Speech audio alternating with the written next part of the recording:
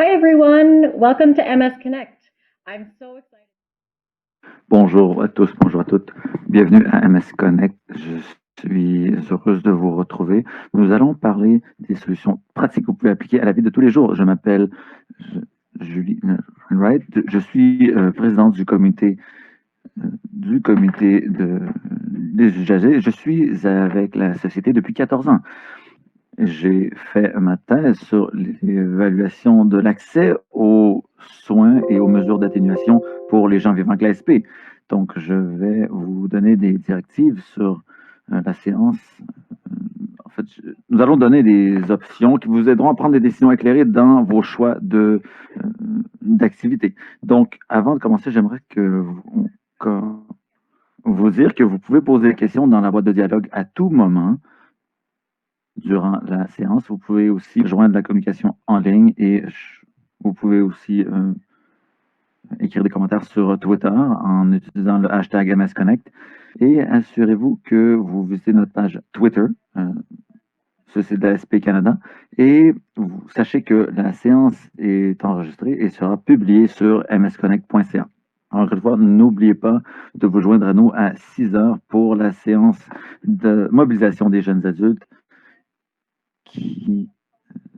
qui met en jeu des jeunes de partout au Canada.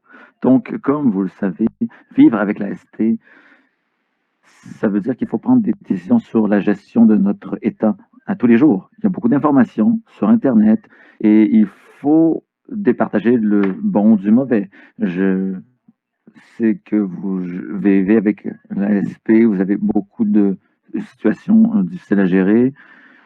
Donc, des fois, on n'a pas le contrôle de tout. Comment est-ce que je peux interpréter les recherches sur la SP et appliquer ça à ma vie, par exemple? Et donc, je suis contente de vous présenter certains éléments d'information, des éléments qui viennent de la recherche, et ça va sûrement répondre à vos questions.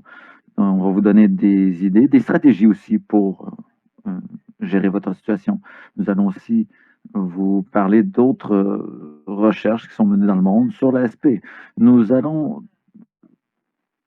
vous présenter une sorte de comité qui se réunit aujourd'hui. Donc, nous allons commencer par le Dr. Al, Sarah Donkis et Anne Merkosha, tous les trois docteurs en recherche, et je serai l'animatrice et la présentatrice. Donc, nous avons notre comité, notre panel d'experts. Donc, je vous rappelle que vous pouvez écrire vos questions dans la boîte de dialogue à tout moment pendant la séance. Quand on vous pose des questions, assurez-vous que vous cliquez sur le bouton Poser une question et non pas sur la boîte de dialogue. Donc, commençons par notre premier sujet. Nous avons le docteur Allison, qui est professeure à l'Université de Saskatchewan dans le département de pharmacologie et nutrition. Elle est nutritionniste depuis plus de 20 ans. Le docteur Trainer va parler des implications du régime alimentaire sur la SP. Docteur Tim.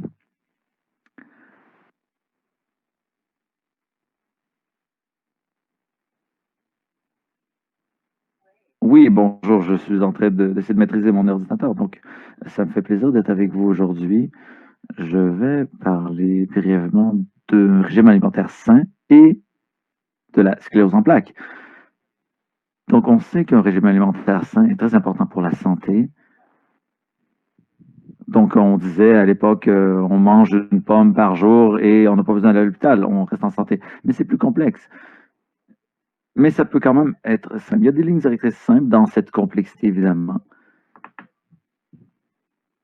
Donc, on s'est rendu compte que pour les gens qui ont l'ASP, c'est plus compliqué que pour les gens qui n'en ont pas. Donc, il faut avoir une stratégie d'alimentation appropriée. Donc, je vais vous parler du régime alimentaire par rapport au cycle alimentaire.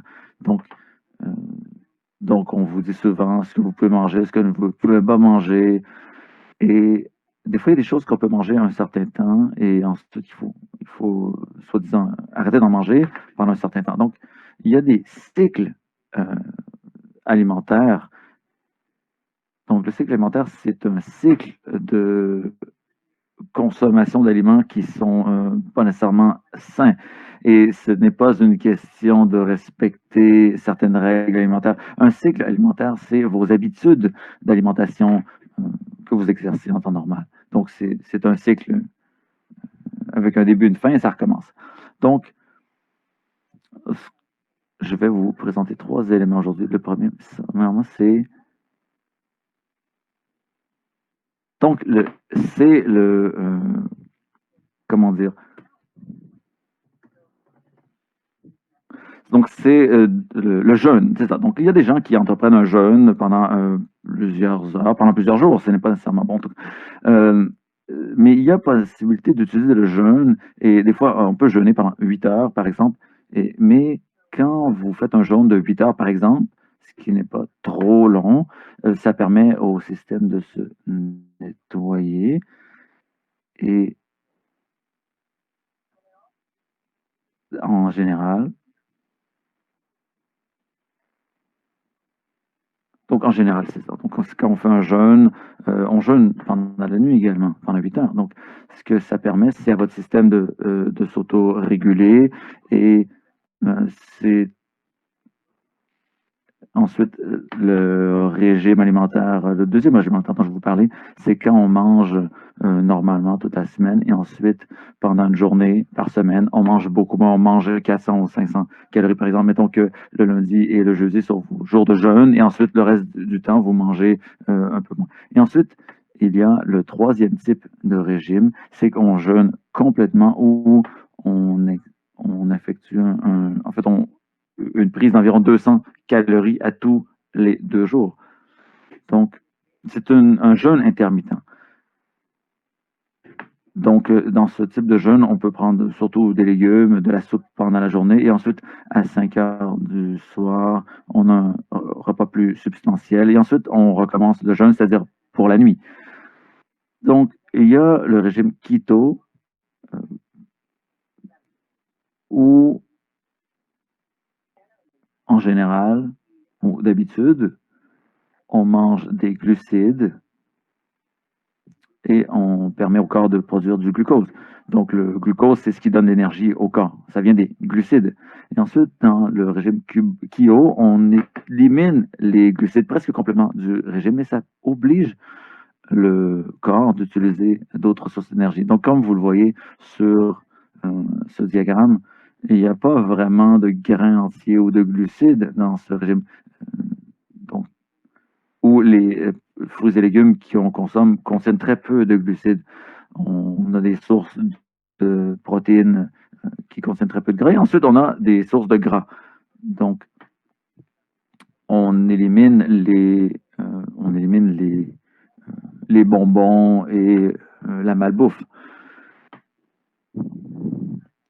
Donc, il y a des médecins qui ont la SP et qui, en fait, c'est un médecin qui avait la SP qui a créé une espèce de régime où elle éliminait les glucides.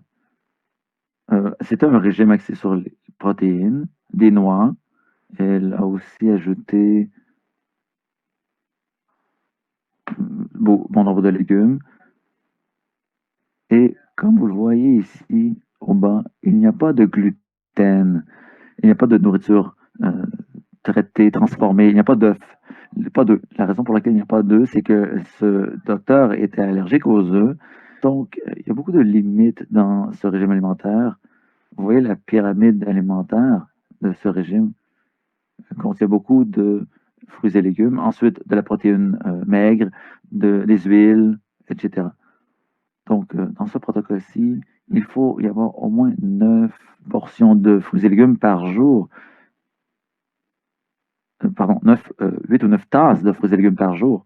Et dans ce protocole, qui existe depuis un bon nombre d'années, il n'y a pas de nourriture transformée, il n'y a pas de sucre. Et aussi, il y a ici un groupe d'aliments qu'on peut compléter avec des aliments variés. Donc, ce sont des régimes. Il y a beaucoup de régimes. Ce sont des régimes qui contiennent beaucoup de restrictions. Il faut savoir ce qu'il n'y a pas dans ces régimes. Des choses comme de la malbouffe, de la nourriture transformée, des des boissons sucrées, des bonbons, des gras saturés. Donc, quand on s'oriente vers un changement alimentaire, il faut penser à ce type de régime et ce que ces changements vont faire et ce qu'ils apporteront de bénéfique à votre santé. On va en parler davantage dans quelques instants. Donc, il y a des régimes alimentaires prometteurs pour les gens qui vivent avec l'ASP. Donc, il y a 3 régimes que je viens d'aborder. Il faut faire très attention quand on envisage d'adopter un de ces régimes, surtout quand on a l'ASP, surtout le jeûne. Le jeûne peut entraîner des pertes de masse musculaire ou des pertes de force. Donc, encore une fois, dans les régimes faibles en glucides, on n'a pas de grains entiers. Il faut penser à ceci parce que ce n'est pas nécessairement mauvais pour vous. Donc, il faut rechercher un équilibre. Donc, des cycles alimentaires prometteurs sont prometteurs parce qu'il n'y a pas beaucoup de recherches sur les cycles alimentaires pour les gens qui ont l'ASP. Donc, le message qu'on reçoit, c'est qu'il faut bien étudier notre cycle d'alimentation. Donc, il y a divers cycles d'alimentation qui ont été étudiés qui montrent que ils peuvent avoir des incidences inflammatoires sur le corps ou une amélioration en fait, la réduction de l'inflammation. Donc, ça dépend des régimes. Donc, il y a le régime méditerranéen et il y a le régime. Vous pouvez aller voir sur méditerranéen intervention.com. C'est une équipe de certaines universités qui essayait d'étudier en fait la santé du cerveau chez les gens qui avaient un déclin cognitif. Donc, si vous allez sur brainhealthcanada.ca, vous allez trouver cette étude et ensuite de l'information qui fait la promotion de la santé du cerveau. Donc, il y a des choses en commun parmi ces différents régimes alimentaires. En général, il y a une bonne proportion de fruits et légumes, de grains entiers, des huiles comme l'huile canola, l'huile d'olive, du poisson et d'autres viandes maigres pour vous apporter de la protéine. Et en général, ces régimes évacuent la malbouffe, la nourriture transformée, les sucres ajoutés, etc. Donc, c'est ce qu'on retrouve parmi ces régimes alimentaires. Donc, il y a le guide alimentaire qui a été mis à jour en 2019, le guide alimentaire canadien, qui est axé sur les recherches scientifiques et qui n'est pas du tout partisan. Donc, c'est très intéressant. Donc, ce que le nouveau guide alimentaire canadien vous dit, c'est qu'il faut manger des choses variées, il faut avoir un régime alimentaire équilibré. Et on ne parle plus de portions dans le nouveau guide alimentaire canadien. On le faisait dans l'ancien guide, mais on a évacué tout ce qui faisait référence aux quantités de nourriture. J'aime bien que le guide alimentaire canadien dise cuisinez davantage, faites attention à ce que vous mangez, et éviter les restaurants, éviter la nourriture transformée, les gras saturés, les sucres ajoutés, et profiter de la nourriture, aimer manger. Il faut aimer manger. Donc, c'est ce qu'on dit dans le guide alimentaire canadien, et j'aime bien. Donc, la nourriture, ce n'est pas seulement des éléments nutritifs qui entrent dans votre corps, c'est aussi une occasion de socialiser, de s'amuser, de se faire plaisir. Donc, on met l'accent sur l'aspect social de la nourriture, du manger. Donc, ça noue des liens sociaux avec les gens et avec des aliments également. Donc, il faut savoir aussi, il faut se poser la question, qu'est-ce qu'il y a dans la nourriture? Donc, il y a des éléments qui ont teneur élevée en sodium, en sucre ajouté.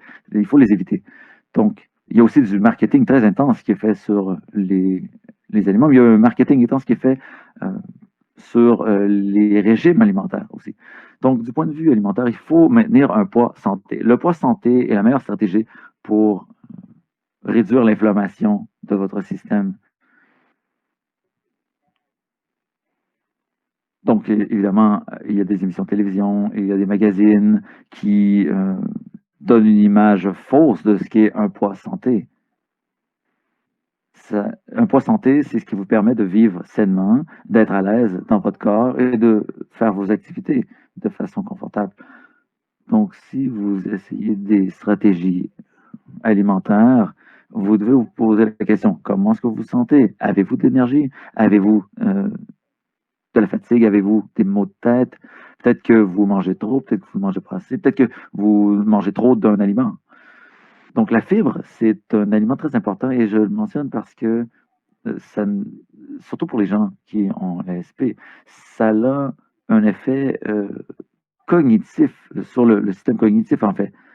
Ça peut vous aider à réduire la dégénérescence ou la perte de cognition, des choses comme la constipation, par exemple. Donc, ça vient des aliments entiers, des fruits et légumes. C'est aussi important de manger des fibres. C'est une façon d'entretenir notre flore intestinale. Donc, c'est quelque chose qui a été découvert ces dernières années. C'est d'avoir une flore intestinale en santé. Donc, on peut prendre des probiotiques, manger de la nourriture fermentée, mais ces bactéries ont besoin de manger quelque chose et elles consomment des produits secondaires de la nourriture que vous avez consommée et traitée dans votre estomac et votre intestin. Donc, au Canada, l'hiver, il faut consommer plus de vitamine D, non seulement parce qu'il fait froid, en fait, il fait trop froid pour qu'on puisse capter la lumière du soleil par notre peau, mais aussi parce que les longueurs d'onde de la lumière du soleil sont de telle façon au Canada, l'hiver, que le peu de peau que vous avez exposé à l'air ne peut pas capter les effets bénéfiques du soleil. Ensuite, l'alcool, c'est un élément très intéressant, c'est un produit intéressant, un aliment qui, en très petite quantité, peut être bénéfique. Ça peut vous aider, ça peut vous donner des propriétés anti-inflammatoires. En grande quantité, ça fait tout à fait le contraire. Mais ça permet d'atteindre un équilibre dans la flore intestinale également. Donc, ça peut, si vous en prenez trop, vous forcer à manger davantage. Donc, on veut éviter de consommer trop d'alcool et on veut éviter la malbouffe aussi, parce que les deux sont interreliés, en fait, souvent. Donc, comme on disait, la nourriture, l'alimentation, ce n'est pas que mettre du carburant dans votre corps, c'est aussi de trouver un équilibre dans votre vie en général. Donc, souvent, on vous promet qu'un produit ou un aliment va vous guérir, va changer votre vie. C'est faux. C'est probablement faux. Ce qu'il faut, c'est un équilibre. Donc,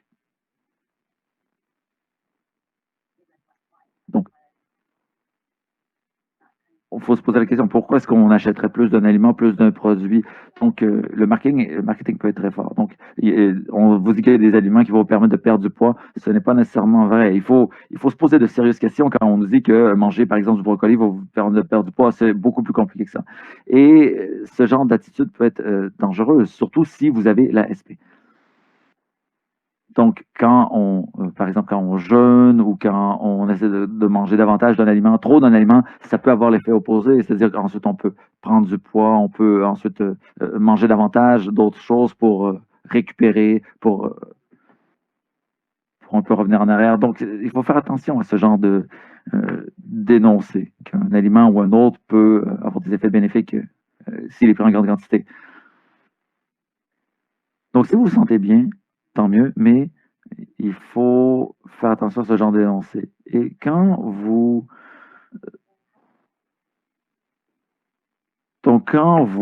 examinez un régime alimentaire, il faut regarder qu'est-ce que la personne mangeait avant d'en arriver à ce régime alimentaire. Quel était le régime alimentaire de la personne avant, dans les 20, 30 ou 10 ou 15 dernières années? Donc, un changement de régime alimentaire peut aussi avoir des résultats inattendus dans votre corps. Donc, quand vous examinez un régime ou une stratégie de changement de régime, dites-vous que éliminer un aliment peut avoir des conséquences ou par quoi est-ce qu'on remplace un aliment qu'on a enlevé. Il faut évaluer toutes ces options. Donc, ensuite, l'auto-évaluation est très importante. Vous devez vous assurer que vous avez le bon régime alimentaire pour votre santé à vous. Et tout le monde est différent. Donc, il y a des régimes alimentaires qui coûtent plus cher. Est-ce que vous êtes capable de vous payer tel régime alimentaire? Ces aliments qui coûteront plus cher il y a peut-être il y a aussi la préférence alimentaire qui joue un grand rôle. Il y a des aliments que dans votre nouveau régime alimentaire que vous n'aimerez pas. Est-ce que ça peut tout chambarder dans le régime? Donc, vous devez vous établir des buts nutritionnels individuels. Évidemment, êtes-vous capable de préparer certains aliments de la façon dont on vous dit de les préparer, dont ce régime vous demande de les préparer? C'est une bonne question. Ou est-ce que vous voulez cuisiner de cette nouvelle façon? Donc, ce n'est pas seulement une question d'alimentation, mais aussi de mode de vie. Et il y a des instances où on essaie de restreindre, de limiter certains aliments. Est-ce que c'est plus difficile ensuite d'apprécier les repas? Est-ce que c'est plus difficile de socialiser avec la nourriture? Parce que la socialisation est un élément essentiel de l'alimentation. Vous ne pouvez peut-être que ça ne vaut pas la peine de suivre un régime strict qui vous empêchera d'avoir des échanges avec d'autres personnes. Vous vous direz, bon, je n'irai pas à ce souper parce qu'il mange de la viande. Donc, vous allez rater des occasions de socialiser. Donc, il faut trouver un équilibre dans tout ça. Donc, vous devez prendre note de tous les changements que vous faites et ensuite réguler votre propre corps. Comment est-ce que vous vous sentez? Qu'est-ce qui a changé? Est-ce que vous êtes fatigué? Est-ce que vous vous sentez énergisé? Est-ce que vous réussissez à bien dormir? Ce sont des facteurs qui sont liés à l'alimentation et il faut regarder les effets que ces changements alimentaires peuvent avoir sur votre corps. Donc, des fois, ça prend 10 000 ou 100 000 repas avant de voir des changements notables. Et ensuite, si vous appliquez un nouveau régime alimentaire pendant quelques mois, quelques années, ensuite vous arrêtez, vous ne verrez pas les bénéfices, les avantages de ce nouveau régime. Donc, quand vous avez des doutes ou quand vous êtes préoccupé par quelque chose, obtenez l'avis d'un diététicien agréé. Donc, ce sont des professionnels ou des nutritionnistes qui connaissent bien ce genre de choses et qui ont une opinion éclairée sur la question. Je vous remercie. Merci, Dr. Kamer. Donc, c'était très informatif et très intéressant. Donc, le prochain panéliste est le Dr. Sudakers, qui est une chercheuse à l'Université de Saskatchewan en nutrition, en physiothérapie, pardon. Elle est physiothérapeute dans les soins neurologiques depuis 10 ans et elle fait de la recherche à l'heure actuelle sur l'accès aux interventions neurohabilitantes ainsi que l'activité physique pour les gens ayant la SP. Donc, elle va nous parler de l'activité physique pour les gens qui ont la SP, ainsi que de l'exercice pour les gens qui ont la SP. Oui, merci de cette introduction. Je vous remercie d'être des nôtres aujourd'hui. Donc, l'exercice et l'activité physique sont très importants pour les gens qui ont la SP. Donc, nous essayons d'abord et avant tout d'établir que c'est sécuritaire pour qu'une personne fasse une activité physique donnée. Et à l'heure actuelle, les études se portent sur les interventions modificatrices de l'évolution de la SP. Il y a des façons d'améliorer son état de santé et on essaie d'améliorer l'accès aux soins de santé, aux soins physiothérapeutiques pour les gens qui ont l'ASP. Donc, l'activité physique et l'exercice ont déjà été proposés pour les gens ayant l'ASP. Ce sont parmi les interventions les moins invasives. Donc, vous allez peut-être avoir l'impression que... Peut-être que vous posez la question. Ce n'est peut-être pas clair pour vous. Comment est-ce que vous commencez à faire du sport, de l'exercice? Donc, je vais parler de ça. Donc, premièrement, les recherches montrent l'importance, étant donné le secteur et l'intensité de l'éducation physique. En fait, l'activité physique, l'intensité de l'activité physique est très importante. L'activité physique, c'est un mouvement où les muscles s'activent, ils aident la circulation sanguine, libèrent la tension dans certaines régions du corps. Mais il ne faut pas confondre l'activité physique avec l'exercice. L'exercice, c'est une sous-catégorie d'activité physique. C'est plus précisément un mouvement qui est planifié, structuré, répétitif et idéalement progressif. Donc, il y a un objectif derrière l'exercice, c'est-à-dire d'augmenter ou de maintenir une des composantes de la santé ou de la forme physique dont je vais parler plus tard. Donc, l'activité physique, ça comprend l'exercice, mais aussi d'autres activités qui mettent en jeu les mouvements du corps. Et ces activités,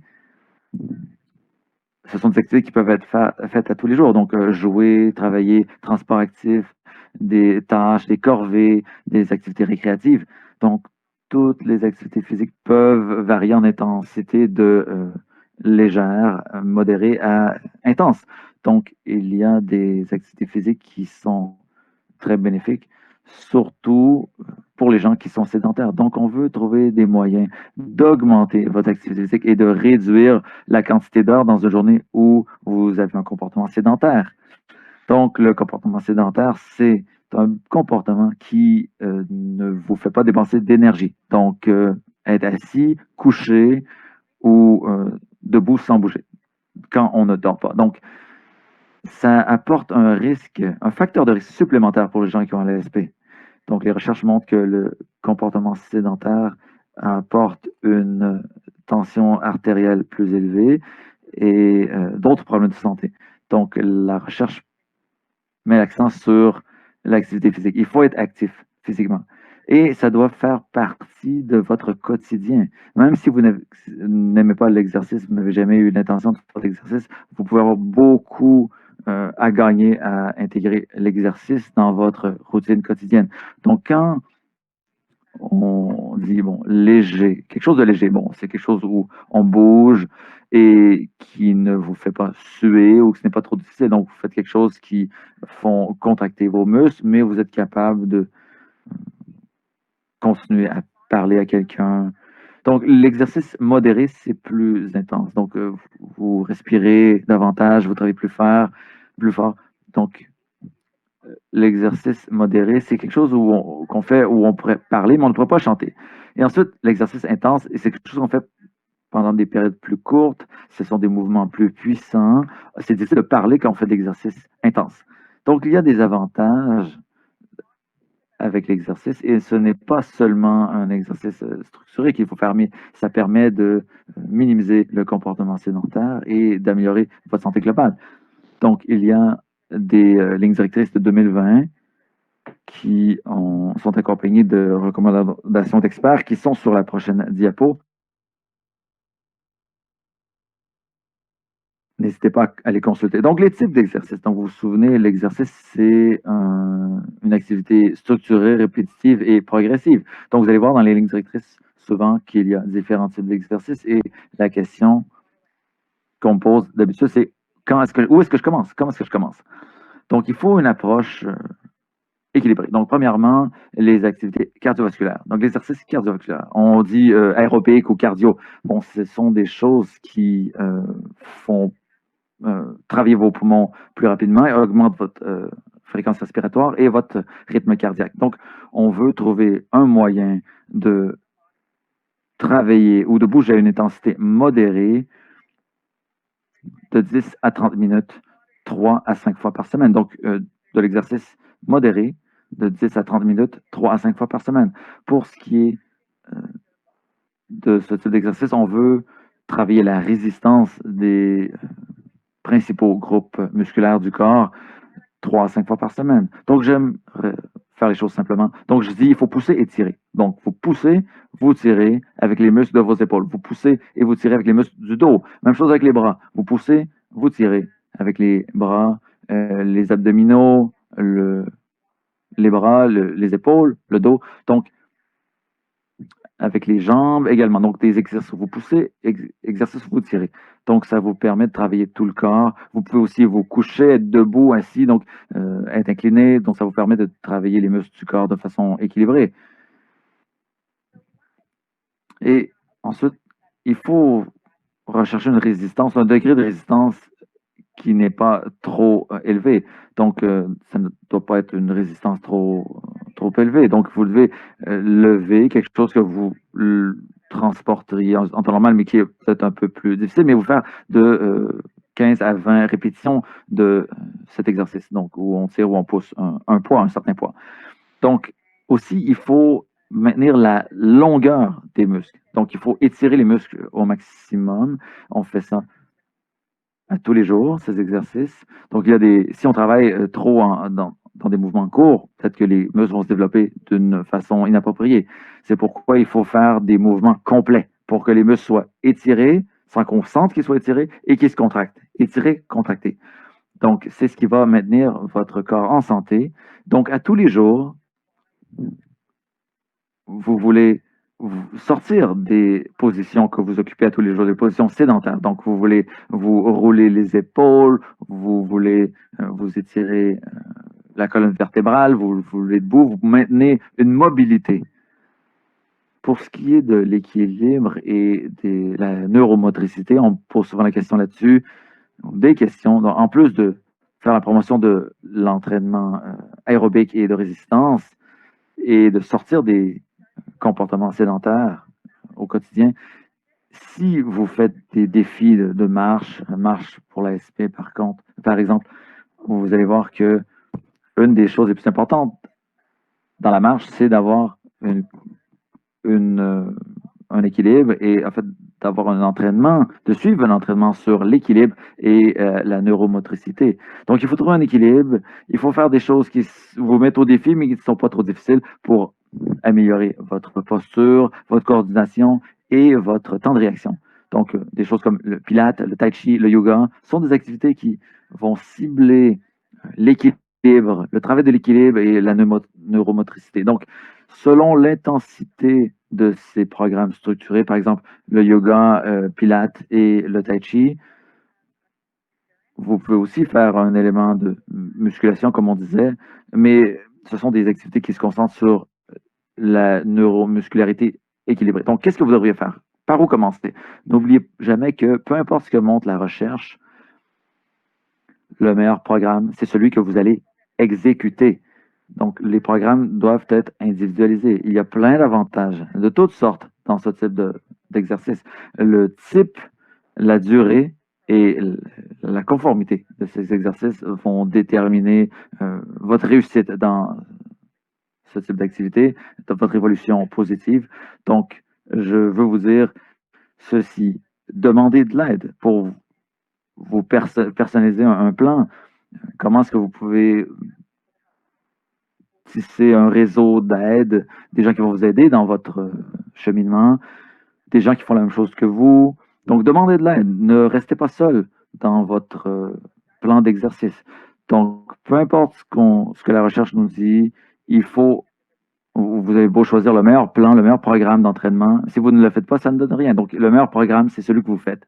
Donc, ça n'a pas besoin d'être complexe, compliqué ou plein de feux d'artifice, surtout dans la COVID où on est un peu limité. Mais faites boxer dans le vide pendant 30 secondes pendant que vous attendez que vos toasts sortent du toaster.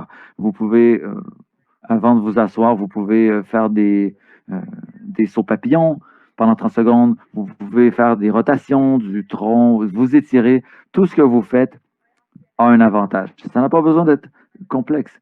Donc, des fois, je prends mes nièces et je les soulève dans les airs, donc je les tiens par les pieds, tête en bas. Donc, ça me fait travailler, ça me fait forcer. Et c'est ma musculation. Donc, assurez-vous que vous ayez plusieurs options, parce que des fois, vous avez planifié de faire quelque chose et ça ne se déroule pas ainsi. Donc, vous vivez avec la SP, vous savez ce dont il en retourne. Des fois, on planifie faire de l'exercice et ça ne marche pas. Donc, ayez un plan B, un plan C. Donc, vous ne pouvez pas sortir, donc vous restez à la maison, vous faites autre chose, la musculation davantage, des pompes ou des sauts papillons. Essayez d'équilibrer votre programme d'entraînement.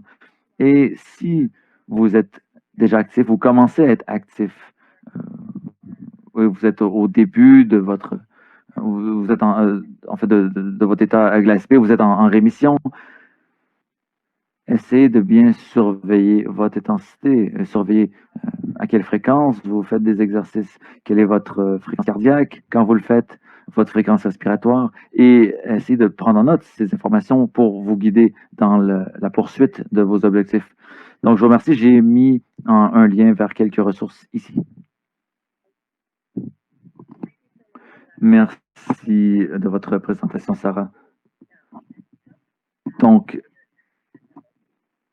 nous allons le Dr Anne Pocha. Elle est psychologiste clinique en Alberta qui travaille avec des gens qui ont l'ASP depuis 2012. Donc, Elle va nous donner une présentation sur la santé mentale et la SP. Donc, à vous, docteur. Oui, bonjour à toutes, bonjour à tous. Donc,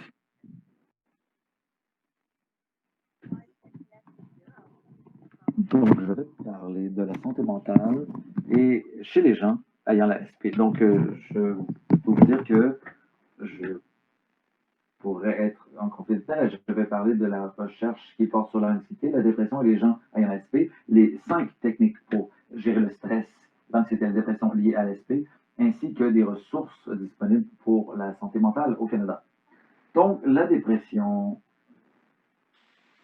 se produit dans la vie de environ 50% des gens ayant l'SP un moment dans la vie. Et on croit qu'enfin, environ 25% des ayant l'SP ont des épisodes de dépression, c'est-à-dire 3 fois plus que les gens qui n'ont pas l'ASP. Donc, pour ce qui est de l'anxiété, il s'avère que pour 14 à 34% des gens ayant l'ASP souffrant d'anxiété, il y a certains symptômes d'anxiété chez environ 63% des gens ayant l'ASP, même s'il n'y a pas assez de symptômes pour qu'on puisse produire un diagnostic d'anxiété officiel. L'anxiété et la dépression ont souvent lieu ensemble et les symptômes sont des défis cognitifs, des pensées suicidaires, perte de cognition, et peuvent interférer avec d'autres traitements contre l'ASP. Les traitements de la dépression, d'anxiété, c'est la psychothérapie, c'est une des options, et surtout la thérapie du comportement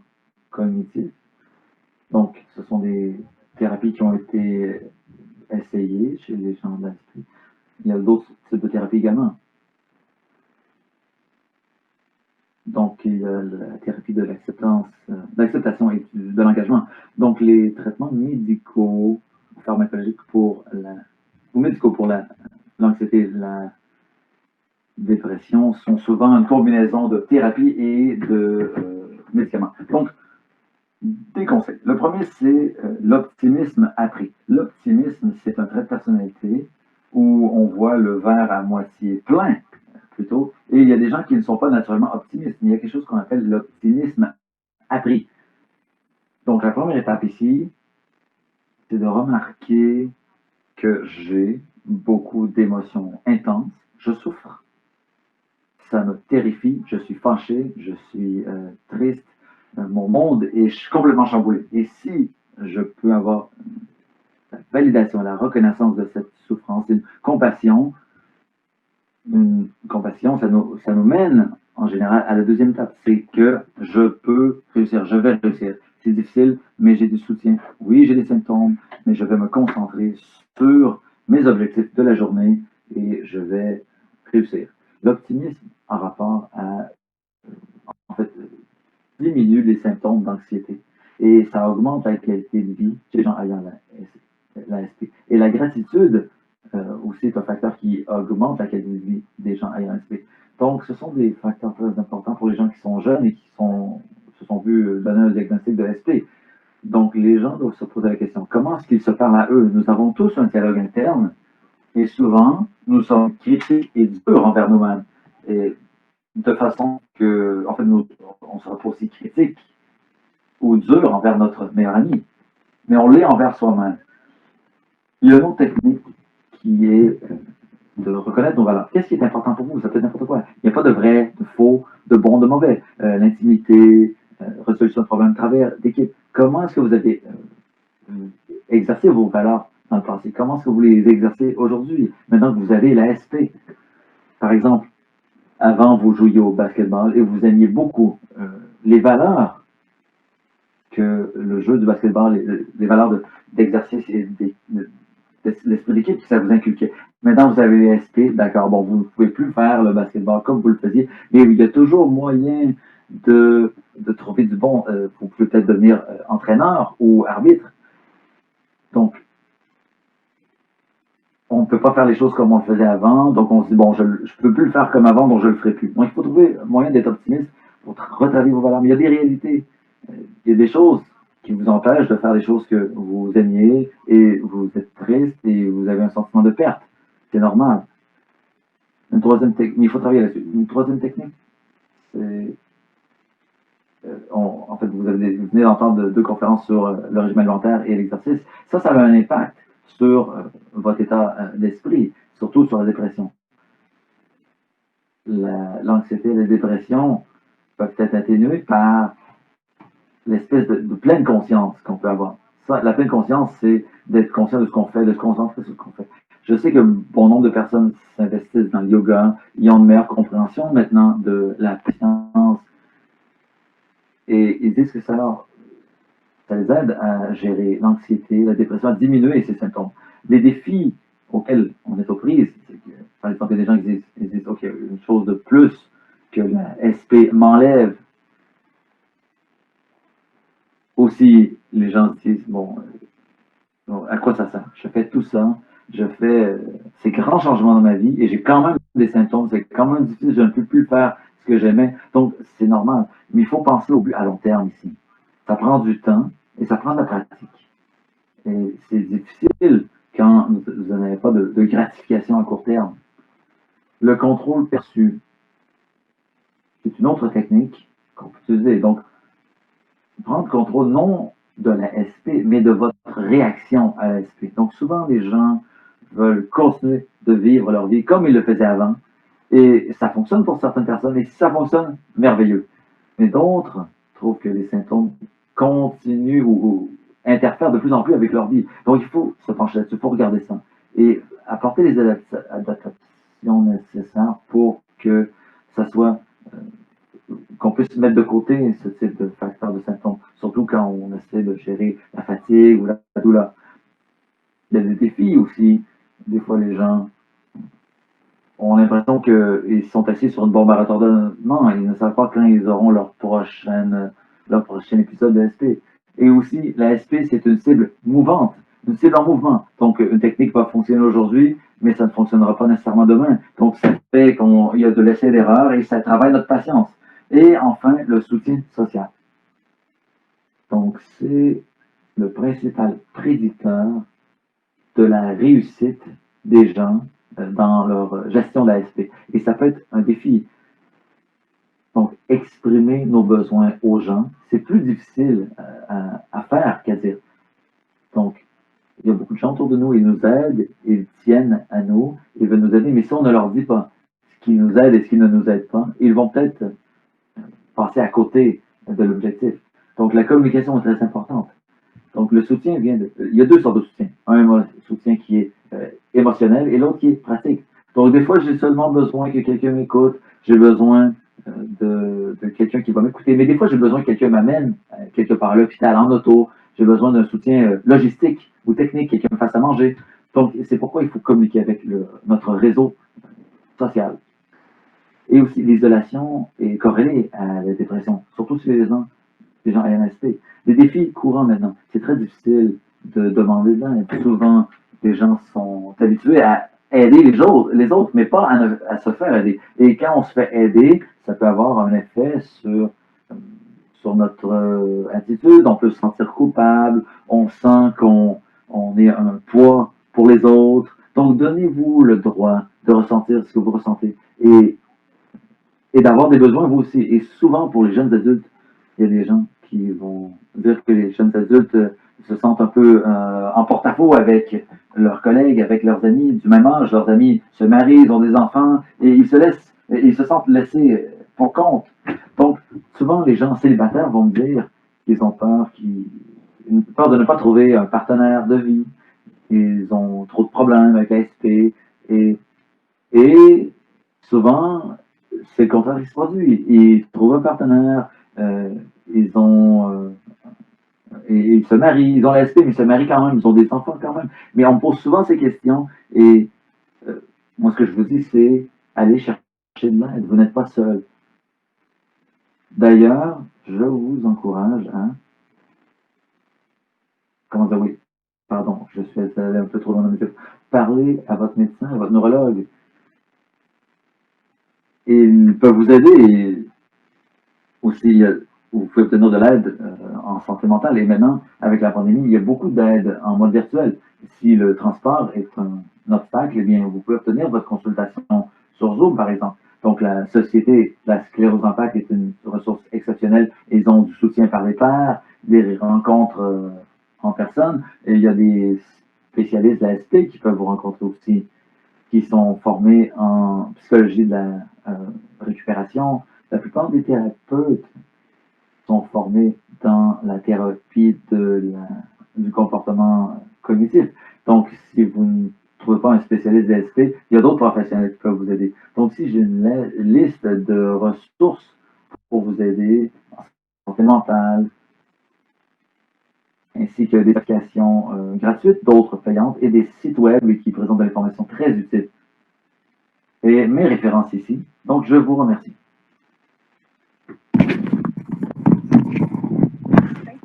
Merci de cette présentation, Dr. Napocha. Donc, une excellente présentation. Ensuite, je vais vous donner une présentation qui peut vous aider à comprendre la recherche que vous voulez appliquer à votre vie. Donc, cette semaine, vous avez reçu plein d'informations de plein de recherches, mais des fois, il faut savoir départager tout ça et comprendre ce que la recherche nous dit, interpréter ces résultats. Donc, je vais présenter mes diapos ici et j'y viens.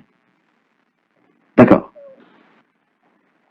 Donc, c'est un sujet assez vaste et en général, ça me prend 1 heure de donner cette présentation. Il y a aussi des ressources qui sont à votre disposition pour comprendre ce sujet, mais je vais vous donner un aperçu, un bref aperçu aujourd'hui.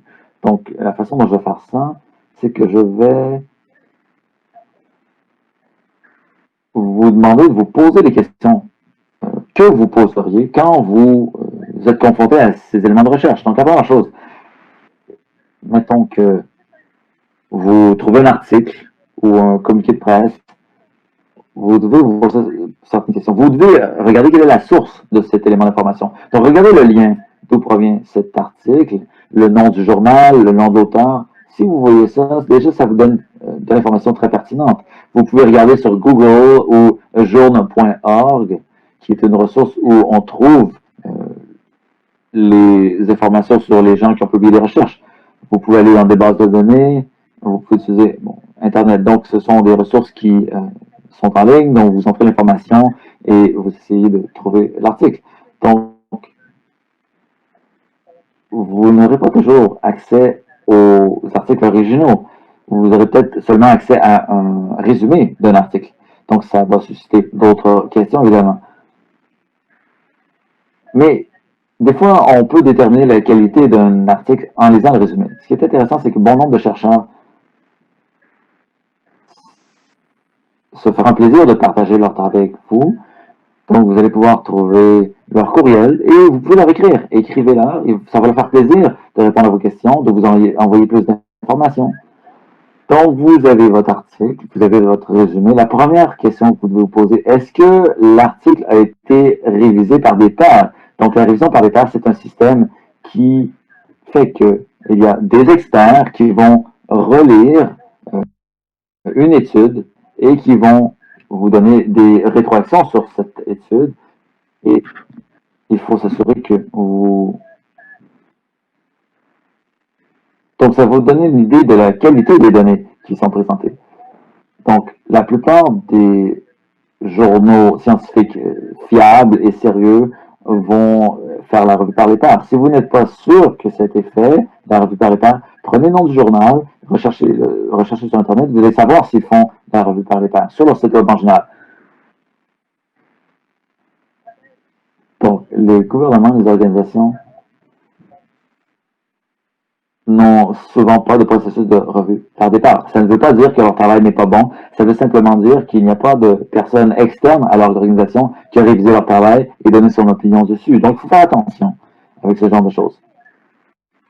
La prochaine question qu'il faut se poser, c'est qui a financé cette recherche? Et la raison pour laquelle vous posez cette question, c'est que vous vous assurez qu'il n'y a pas de conflit d'intérêt. Donc, vous voulez vous assurer que les gens qui financent la recherche n'ont pas d'intérêt à ce que le résultat soit tel ou tel. Et vous allez trouver cette information dans la liste d'affiliation, dans la section financement et soutien d'un article de recherche. La prochaine question, c'est, nous allons passer plus de temps là-dessus. Donc, il faut déterminer quel type de recherche est-ce que nous avons devant les yeux. Il y a plusieurs types de recherche. Le premier, c'est la recherche primaire. C'est lorsque la recherche recueille les données, analyse les données. Ensuite, il y a la recherche secondaire. C'est lorsqu'on prend toutes les données de la recherche primaire, on la met ensemble et on fait une synthèse et un résumé. Donc, il faut se pencher sur la recherche primaire d'abord avant tout. Un type de recherche primaire qu'on fait, surtout sur la SP, c'est la recherche qui évalue un traitement ou une intervention, que ce soit une activité physique, une intervention par l'activité physique ou par un médicament. Donc, il y a des études cliniques, des contrôles randomisés, des essais de toutes sortes. Donc, ça, c'est la recherche primaire. Et la raison pour laquelle on se pose la question est-ce que c'est primaire ou secondaire, c'est que on veut. En fait, oui, en fait, la raison pour laquelle on fait des essais randomisés, c'est qu'on sépare le groupe les gens sur lesquels on fait une étude en deux groupes. Un groupe, on leur donne un médicament, l'autre groupe, on leur donne un placebo. Donc, il n'y aura pas de. En fait, ces gens-là n'ont pas le médicament. Donc, ensuite, on mesure la réaction de ces gens avec le médicament. Donc, on peut s'assurer que les gens sont insérés de façon randomisée dans l'un et dans l'autre des groupes. Le groupe contrôle et le groupe qui reçoit le médicament et non un placebo. Donc, vous les assurez qu'une étude a été faite de façon randomisée, qu'il y a un groupe de contrôle et un groupe d'essai. Donc, je veux aussi que vous sachiez que si vous voyez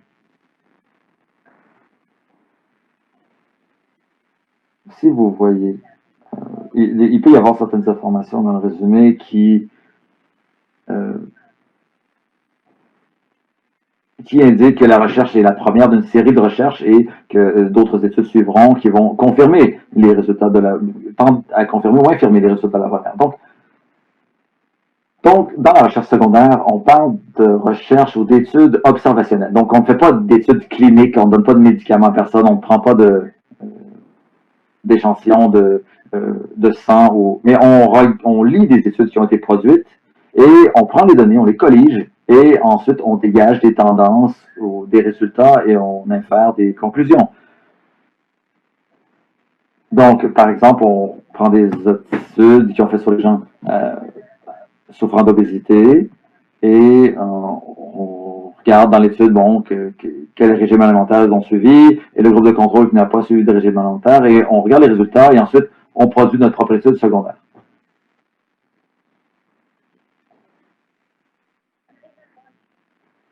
Donc il y a des études longitudinales où on suit des gens sur une longue période de temps.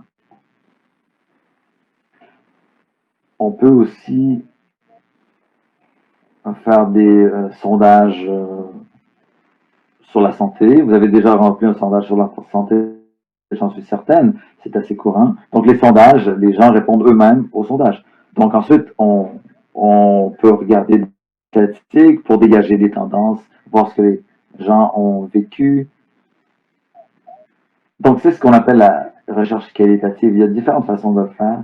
La plupart du temps, on recueille des données en faisant des entrevues et en soumettant des questionnaires. Enfin, il y a une combinaison des deux approches. Donc, c'est de plus en plus courant d'avoir une approche mixte. On prend une étude quantitative, donc un essai randomisé ou un questionnaire, et on fait du travail qualitatif également. Donc, on peut ajouter une entrevue ou quelque chose du genre. Donc, c'est plus difficile d'évaluer la rigueur de ce type d'étude parce qu'on évalue différents métriques, différentes statistiques. Ensuite, ça c'était pour la recherche primaire. Ensuite, la recherche secondaire, c'est un niveau plus haut. Donc, c'est là qu'on regarde ce qui a été dit dans plusieurs études primaires et on dégage les tendances. Donc, il y a une révision systématique. Donc, on prend tous les sujets qui ont été abordé par une recherche sur toute l'information, toutes ces études sur, par exemple, la gestion de la maladie, et on révise tout ça et on se penche sur ce que chacune de ces études dit comme résultat et on collige ces résultats. Il y a d'autres types qui sont faits, il y a plusieurs types de révision. Donc, évidemment, on n'évalue pas la qualité des recherches primaires qui ont été faites. On ne fait que corriger les résultats. La raison pour laquelle je parle de tout ça, c'est qu'en sachant le type d'études que vous êtes en train de lire, ça va vous donner une idée de la valeur de ces données, de ces informations. Donc, c'est très rare que vous puissiez prendre une seule étude et vous dire, oui, bon, voici, c'est la réalité, c'est la vérité, et que vous puissiez être très sûr de ce qu'elle dit. Quand on fait plusieurs études sur un sujet, les résultats varient. Donc, l'important, les études les plus fiables, ce sont les études où on a révisé systématiquement de nombreuses études ou essais à contrôle randomisé. Donc, les essais randomisés sont faits à peu près 80% du temps quand on fait une étude primaire. Donc, vous voulez poser cette question. Est-ce que c'est primaire, secondaire? Est-ce que l'essai randomisé est utilisé, etc. Donc, ce n'est pas seulement une question d'évaluer si l'étude est rigoureuse, mais c'est aussi de déterminer si ça s'applique à votre vie. Donc, il faut se pencher sur les sujets, les personnes qui ont été étudiées dans ces études. Est-ce que c'était des gens qui avaient l'ASP, des gens qui avaient votre âge, etc. Donc, moi, bon, je suis dans la trentaine. J'ai l'ASP légère et je lis une étude qui parle de personnes dans la soixantaine qui ont des incapacités plus fortes. Donc, peut-être que ça ne s'appliquera pas à votre situation, ce qu'on dit dans cette étude. Et en fait, enfin, je vous montre une diapo avec plusieurs recherches. La deuxième, sur la diapo, vous donne toutes les questions que vous devez vous poser sur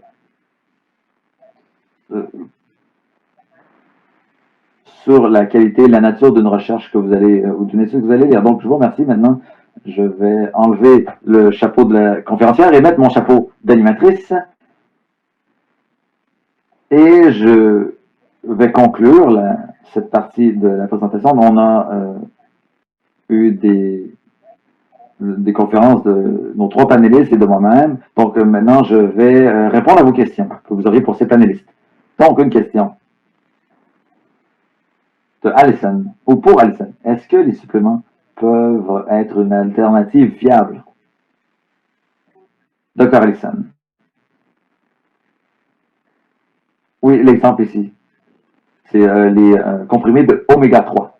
D'accord. Donc, si vous avez révisé votre cycle d'alimentation et vous ne croyez pas que vous ayez assez d'oméga 3 dans votre alimentation, eh bien oui, vous pouvez prendre des comprimés ou un supplément. Quand vous prenez un supplément, je vous recommande d'en parler à votre médecin avant et de voir si c'est un oméga 3, est-ce que c'est un gras ou est-ce que c'est une vitamine. Donc, vous devez voir si ça peut interférer avec votre traitement médical ou avec les médicaments que vous prenez. D'accord, merci. On a une autre question pour vous.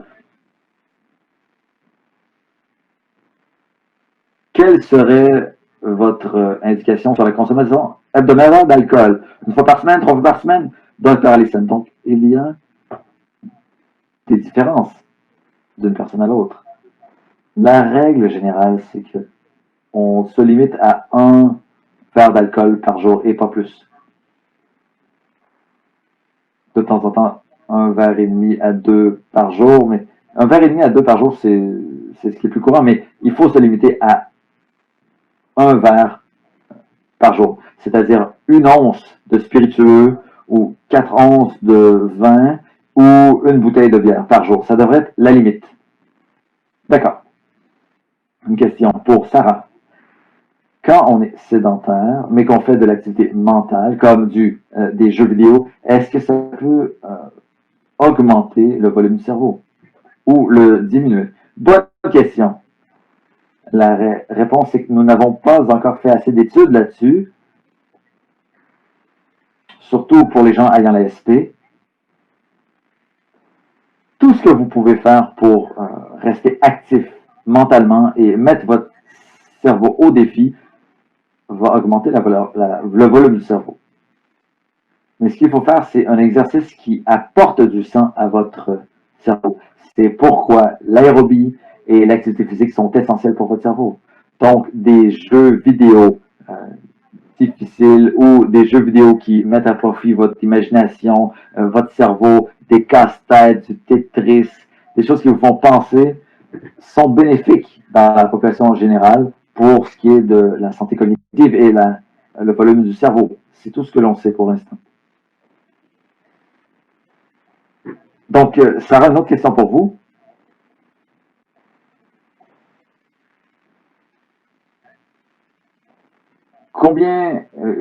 Quelle durée, ou en fait, si je fais l'exercice, ça devrait être de quelle durée pour commencer à avoir des effets bénéfiques?